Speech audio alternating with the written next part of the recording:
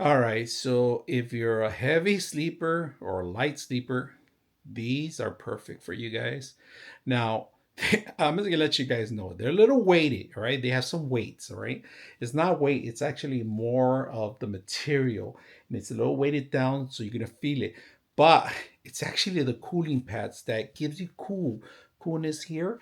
And not only that, it's very comfort to be wearing it. It's like silk on the outside, a fabric in the inside, and I feel it cold underneath my eye bags, to be honest with you. And this is which is a great thing, when you put some a little bit of coldness, it kind of relieves. It's very comfortable.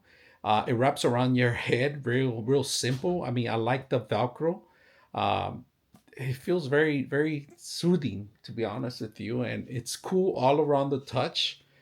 And I'm gonna show you how cool it is that this thing automatically you can feel it coldness here, here, and here. These are the pressure point locations that you guys see on there. But I like that little cut in the nose that you guys see to open up that nose. Very comfortable.